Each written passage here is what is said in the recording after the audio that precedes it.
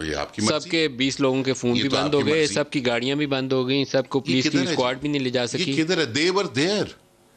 मुझे एक बात बता दें, क्या ये जो आरओ की 20 रिपोर्ट लोग के अंदर हैं, लिखा हुआ है सर, ये मैं सर क्या ये सराही नहीं कर रहा। रिपोर्ट देखें कैसे चैलेंज होती है।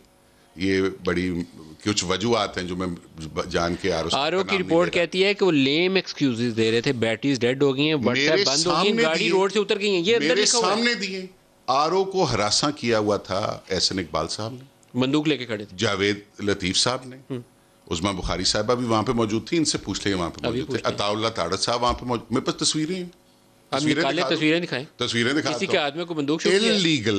इलीगली वहां पे बैठे रहे। अच्छा। हम सारी रात इनको कहते रहे कि जी यहाँ नहीं बैठ सकते, सिर्फ कैंडिडेट बैठे।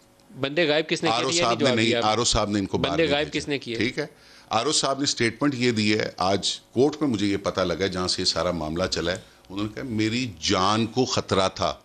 आपने पूरी रिपोर्ट तो पढ़ दी, मगर आपने ये नहीं, ये उन्होंने नहीं बताया। अच्छा, आपका नाम बताते या आजमा बुखारी का नाम बताते तो मैं ऑन एयर बताता। मेरा नाम ले लेना, मुझे कहें तो सही कि तो फिर मैं कैसे बताऊं कि किससे खतरा था? तो उन्होंने कहा तो ये तो चीफ इलेक्शन कमिश्नर ने उनसे पूछा कि आपने वेल डन। नाउ उनके पास कोई जवाब था? मुझे आप बताएं। उनके पास कोई जवाब हो सकता है आपसे डर। उन्होंने कहा, चीफ इलेक्शन कमिश्नर ने कहा यार आपने तो ऐसा पैनिक हमें करवा के हमसे ये। अच्छा, अजमा से पूछें।